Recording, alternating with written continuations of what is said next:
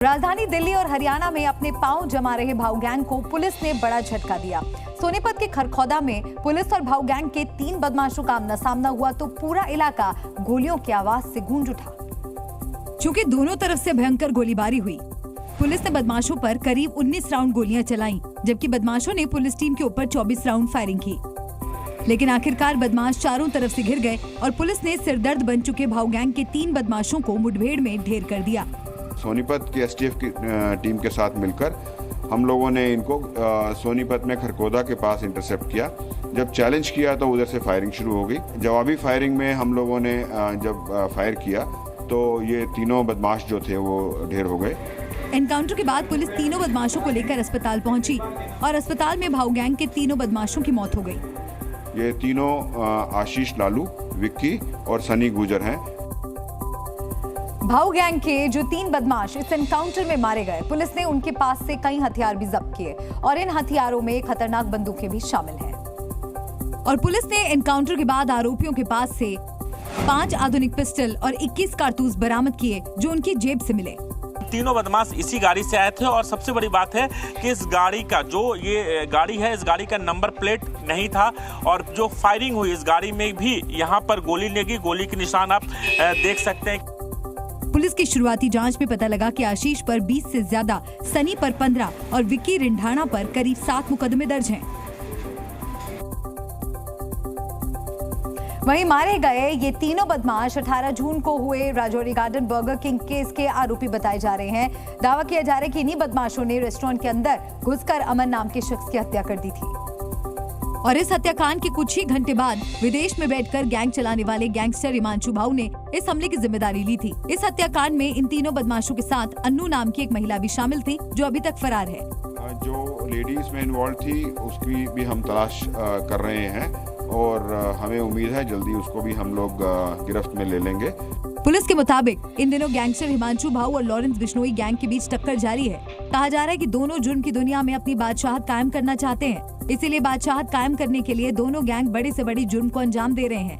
Lawrence Bishnoi gang का सरगना Lawrence Bishnoi अभी तिहाड़ जेल में बंद है, जबकि हिमांशु भाऊ पुर्तगाल में छिपा बैठा है और वहीं से अपने गैंग को ऑपरेट कर रहा है। बादशाहत कायम करने की अदावत दोनों ही गैंग के बीच देखने को मिल रही है, लेकिन पुलिस भी अलर्ट पर है और दिल्ली हरियाणा पुलिस ने संयुक्त कार्रवाई करके हिमांशु भाऊ गैंग की अब कमर तोड़ दी है।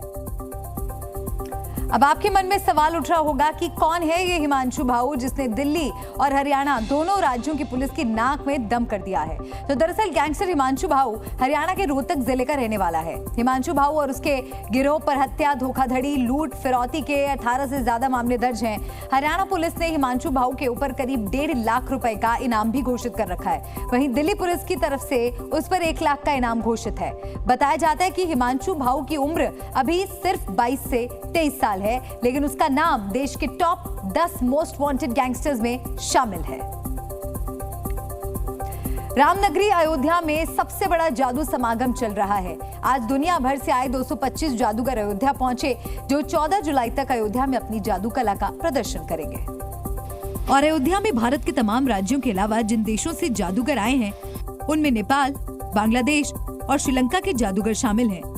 इन जादूगरों ने सबसे पहले अयोध्या पहुंचकर भगवान रामलला के दरबार में हाजिरी लगाई और इसके बाद अपनी जादू कला के जरिए श्री राम लिखा बैनर भी प्रकट किया। अभी देखिए, खाली हाथ ऐसे आपने दिखाया और धीरे धीरे आपने ऐसे किया, तो आप एक रुमाल वगैरह ऐसे कोई भी चीज प्रकट कर सकते हैं यहाँ पे। देखिए, ये भगवान श्री राम का ये रुमाल है और जय श्री राम लिखा हुआ ये रुमाल आपके सामने। कई जादूगरों ने ऐसा जादू दिखाया कि लोगों को भरोसा ही नहीं हुआ और कब उनके हाथ से सिक्का गायब हो गया किसी को पता ही नहीं चल सका। ये देखिए, सिक्का गायब हो रहा है, हाँ?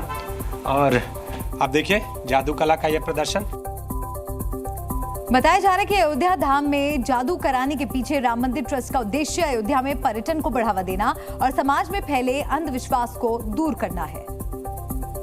और इसीलिए अयोध्या में 14 जुलाई तक इस जादू समागम का आयोजन किया गया।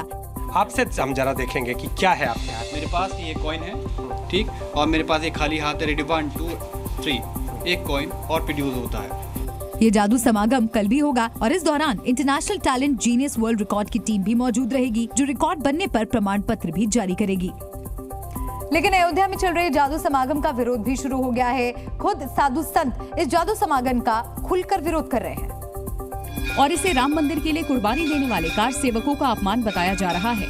साधु संतों का कहना है कि कार सेवकों ने अपनी जान इसलिए नहीं दी थी कि अयोध्या में जादू दिखाया जाए। जादूगर अयोध्या में आकर के जादू दिखा रहे हैं और भगवान राम के मंदिर में जाकर के चमत्कार दिखा रहे हैं, इसका कहीं न कहीं विरोध है। सबसे बड़े जादूगर हमारे श्री राम लला विराजमान है भव्य राम मंदिर में। वही इस जादू समागम को लेकर के सियासत भी देखने को मिली, जहां विपक्षी दलों ने इसे राम मंदिर का मजाक और समय की बर्बादी बताया। वहीं बीजेपी ने कहा कि इस तरह के आयोजनों से अयोध्या में पर्यटन को बढ़ावा मिलेगा। दुनिया का जो सबसे बड़ा जादूगर है, जिसकी उंगलियों से सारी दुनिया सृष्टि चलती है, उसके सामने इस तरीके के जादू का खेल दिखाना मति मारी गई।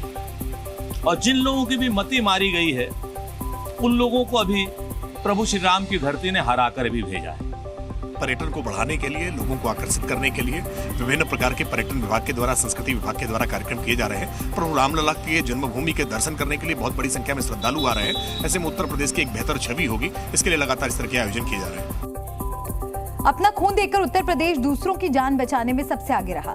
कैसे, वो आपको बताते हैं। यूपी पूरे देश में ब्लड डोनेशन में नंबर 1 पर रहा। केंद्रीय स्वास्थ्य मंत्रालय ने इसे लेकर आंकड़े भी साझा किए हैं। स्वास्थ्य मंत्रालय के आंकड़ों के मुताबिक साल 2023 में देश भर में पहली बार 1,29,00,000 ब्लड यूनिट इकट्ठा हुए। स्वास्थ्य मंत्रालय के मुताबिक उत्तर प्रदेश रक्तदान के मामले में सबसे आगे रहा। यूपी ने 2023 में 18.11 लाख ब्लड यूनिट जमा किया। वहीं 15.20 लाख ब्लड यूनिट के साथ महाराष्ट्र दूसरे स्थान पर रहा। इसके बाद 10.51 लाख यूनिट खून के साथ गुजरात तीसरे स्थान पर रहा। और महाराष्ट्र की ट्रेनी आईएएस पूजा खेड़कर के बाद अब उनकी मां मनोरमा खेड़कर की मुश्किलें भी बढ़ गई। किसानों को बंदूक दिखाकर धमकी देने के मामले में पुलिस ने पूजा खेड़कर की मां मनोरमा के खिलाफ केस दर्ज कर लिया है। चूंकि हाल ही में पूजा खेड़कर की मां का एक वीडियो सोशल मीडिया पर तेजी से वायरल हुआ था, जिसमें वो बंदूक दिखाकर किसानों की जमीन पर अपना दावा करते और किसान को जमीन से कब्जा छोड़ने के लिए धमकी देती हुई नजर आई थी। इस वीडियो के सामने आने के बाद पूजा खेड़कर की मां और पिता के खिलाफ पुणे ग्रामीण के पौंड पुलिस स्टेशन में मुकदमा दर्ज किया गया है। पुलिस ने इस मामले में पूजा की मां, उनके पिता और बॉडीगार्ड समेत 7 लोगों को आरोपी बनाया है। पुलिस ने धारा 323, 504, 506 और 149 समेत आर्म्स एक्ट के तहत मामला दर्ज किया है। दरअसल घटना जिस वक्त हुई, उस वक्त अपने रसूख की वजह से दबंग महिला पर मुकदमा दर्ज नहीं हुआ था, लेकिन पुलिस ने अब इस मामले की जांच शुरू कर दी है।